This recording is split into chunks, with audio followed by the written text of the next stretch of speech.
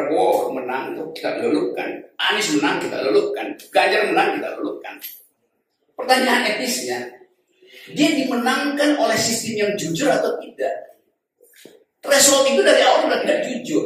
Jadi apapun yang terpilih nanti, kalau dia tidak mulai dari titik start yang sama, itu artinya bohong. Atau Ganjar main curang lalu ada gugatan publik, class action, dan masuk ke Mahkamah Konstitusi. Mungkin Pak Jokowi nggak akan jawab, dia jatuhin aja sendoknya. Dia menjatuhkan sendok di meja makan, itu tanda bahwa dia nggak setuju. Puan, Anies, Mega, Bintang, kan konstituen Anies Islam, Bintang besar. Jadi itu juga harus kita perhatikan, jangan sampai itu jadi semacam bonus buat Pak JK gitu kan. Tapi kita bisa atasi itu kalau kita ucapkan dengan keras dan lantang bahwa yang kita lakukan di sini adalah untuk membatalkan oligarki yang di dalamnya bahkan ada Pak JK. Ini ada pesan khusus nih yang mesti didengar, penting. Subscribe, like, comment, and share. Nggak kena biaya, tapi bermanfaat buat channel ini.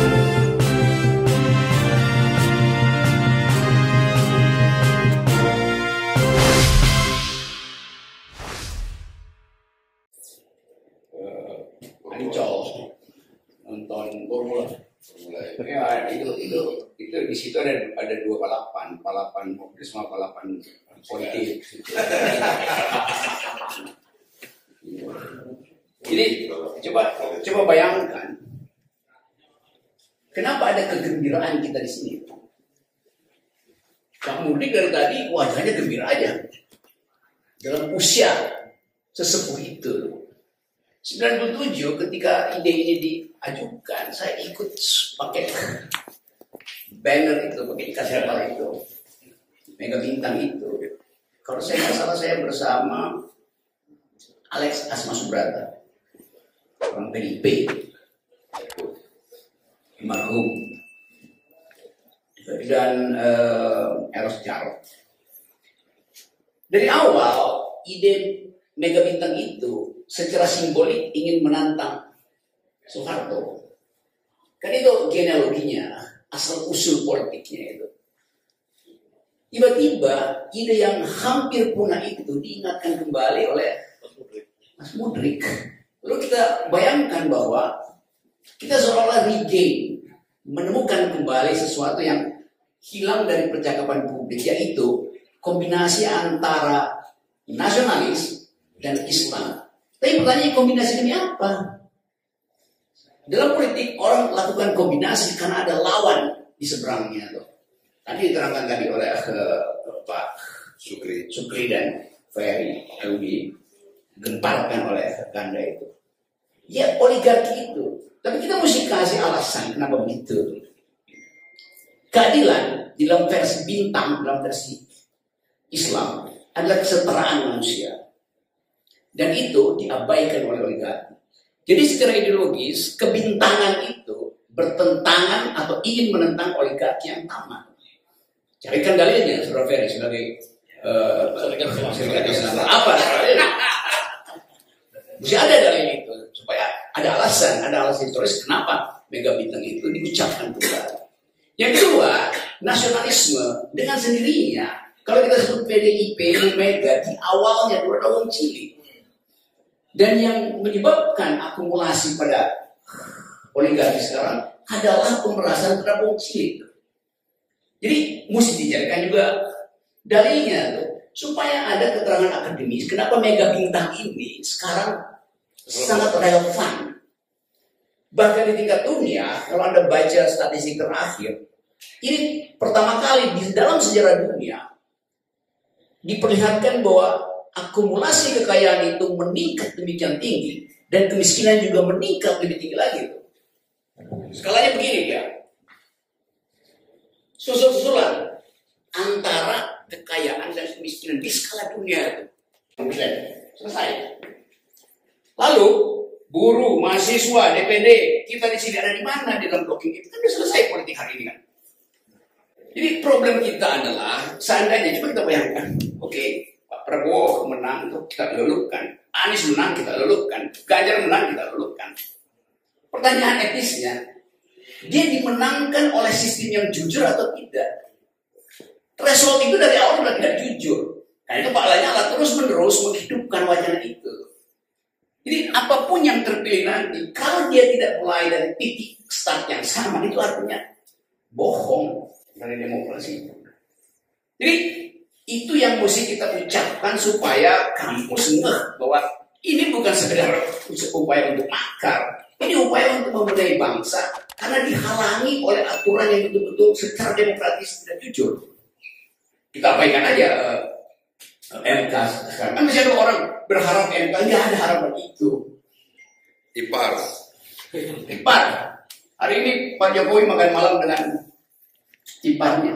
Jadi iparnya bilang tekanan untuk mengubah 20% itu ke nihil, ke 0% itu makin besar Pak Jokowi itu. Oh ya. Terus iparnya bilang, kira-kira apa pendapat Pak Jokowi? Oh, saya nggak bisa berpendapat Pak, karena saya adalah eksekutif. Okay. Terus dilanjutkan ceritanya. Bagaimana kalau nanti di dalam pilkada nanti Gibran itu dianggap sebagai main curang? Contoh aja. Atau Ganjar main curang lalu ada gugatan publik class action dan masuk ke Mahkamah Konstitusi. Mungkin Pak Jokowi nggak akan jawab, dia jatuhin aja sendoknya. Dia menjatuhkan sendok di meja makan, itu tanda bahwa dia nggak setuju. Itu yang kita sebut konflik of interest kan.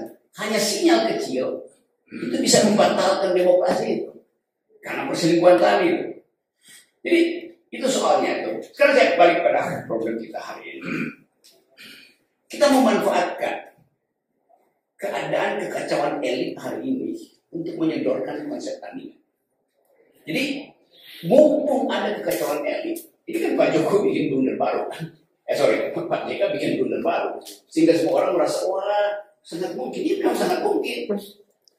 Bukan kecerdasan Pak JK, kecerdikan Pak JK untuk yes, dan saya sampai dulu pada soal kecerdikan itu.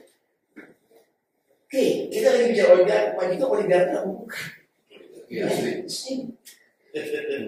Jadi seandainya pun disulap opini publik, akhirnya terjadi semacam konsolidasi antara Mega dan Bintang. Anies tetap diindikasikan Bintang, Puan adalah Mega. Lalu pertemuan kita diparalelkan di situ. Oh, di Solo itu ada upaya Mega Bintang yang sebetulnya konsepnya sama dengan konsep JK, yaitu Puan, Anies, Mega, Bintang. Kan konsisten Anies Islam, Bintang besar. Jadi itu juga harus kita perhatikan, jangan sampai itu jadi semacam bonus buat Pak JK gitu kan. Itu soalnya. Itu saya pikirkan itu. Tapi kita bisa atasi itu kalau kita ucapkan dengan keras dan lantang. Bahwa yang kita lakukan di sini adalah untuk membatalkan oligarki yang di dalamnya bahkan ada Pak JK. Itu jelas gitu kalau kita ucapkan. Berbagian sini ya, akhirnya Pak Prabowo juga kayak layangan putus. Nyari mainan baru. Kenapa semuanya terjadi? Kenapa Pak JK harus tiba-tiba jadi seperti kingmaker untuk mendamaikan atau memproposalkan Anies dan Puan? Karena dua-duanya, Anies terutama, nggak punya tiket 20%. Jadi kita balik lagi pada pintu masuk pertama, square one-nya itu. Bahwa kita dikhianati oleh elit yang menghalangi kompetisi politik secara fair dari awal. Jadi kita mesti diterangkan itu. Supaya internasional juga ngerti bahwa ada orang yang berpikir. Kita mau masukkan faktor internasional. Dan dalam kekacauan hari-hari ini, itu agensi CIA udah bertambah 3 kali lipat di Indonesia. Buat mantau kapan momentum itu ada. Kita cuma dengar sinyal internasional bahwa Yellen kemarin bilang bahwa Amerika akan ada di dalam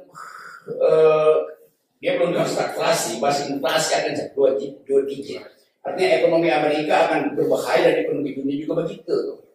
Dan itu imbas politiknya itu ke Indonesia jelas sekali. Dan di mana kita bisa dengar potensi imbas itu? Sri Mulyani bahkan dari sebulan lalu udah bilang hal yang sama. Bahwa Indonesia akan ada dalam kekacauan dan disebut kerumitan luar biasa. Sekarang kita lihat paralel pikiran Sri Mulyani dan pikiran Amerika Serikat melalui Menteri Keuangannya itu. Lalu kita bertanya, kok Sri Mulyani bisa deteksi lebih awal ya? Karena Sri Mulyani harus melapor pada IMF tentang keadaan Indonesia. Dia nggak bisa lapor pada presiden. Presiden nggak mampu baca itu. Dia mau lewat menteri, Erlangga akan halangi itu.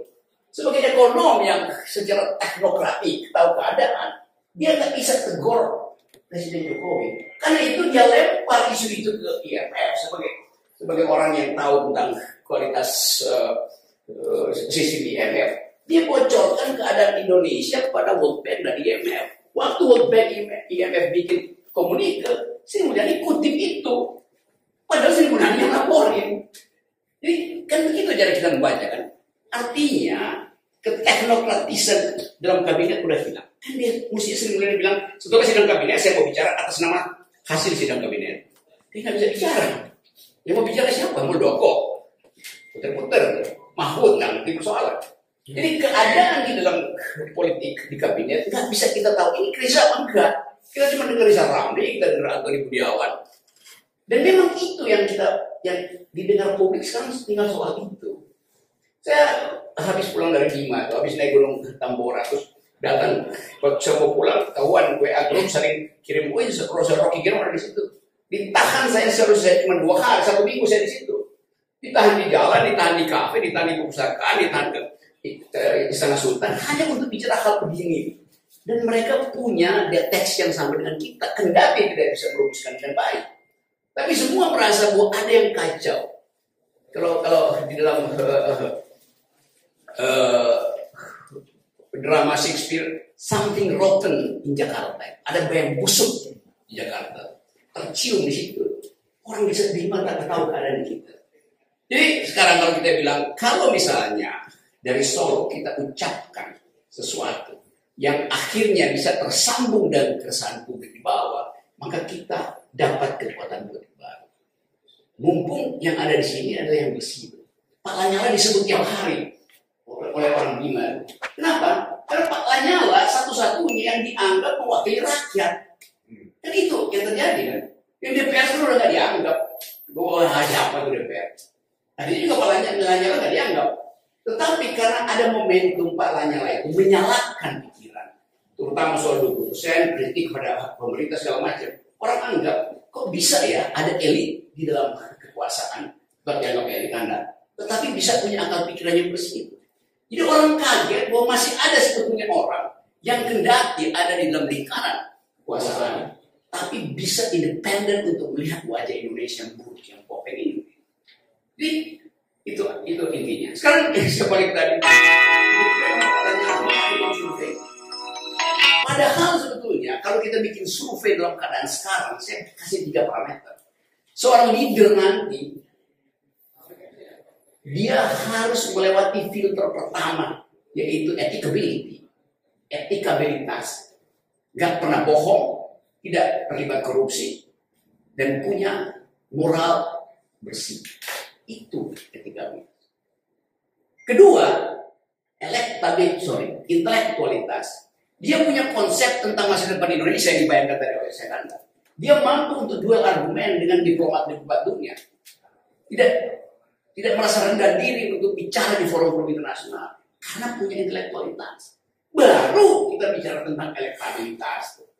Jadi apa itu elektabilitas? Elektabilitas adalah ukuran tentang etikabilitas dan intelektualitas. Kita ukurkan elektabilitas seorang pada moral, etikability, dan pada kekuatan pikiran, yaitu intellectuality. Dan itu yang kita miliki di awal Republik ini. Nggak ada orang pemimpin kita tuh yang etikabilitas ada berapa. Nasir bersih pikirannya tuh, moralnya. Hatta apalagi bersih. Sultan Syahrir iya, Soekarno iya. Selesai problem. Mereka pemimpin-pemimpin kita dulu adalah pertama etikabilitasnya nggak ada masalah. Kedua intelektualitasnya sama juga. Dia debat habis-habisan dengan konsep-konsep yang mewah dari luar negeri. Kendati Agus Salim misalnya lulusan SMA, mampu untuk bicara di tingkat internasional. Kita ada pemimpin terlibat di dalam konflik kepentingan dan merasa nggak bersalah. Masuk dalam forum internasional hanya untuk bicara 3 tiap potong kalimat Inggris saja dia mesti baca teks. Ini apa? Bagaimana ada elektabilitas? Kalau soal etikabilitas nggak punya, intelektualitas nggak punya, ngapain elektabilitas? Jadi soal-soal semacam ini. Jadi saya tetap anggap bahwa ada pemimpin kita. Pak Lanyala walaupun secara saya ngerti ya, Anda tersiksa untuk lihat bangsa ini.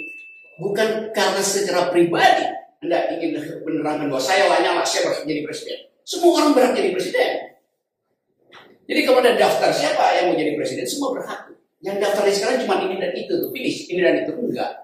Kalaupun disodorkan pada kita, ini daftar calon presiden.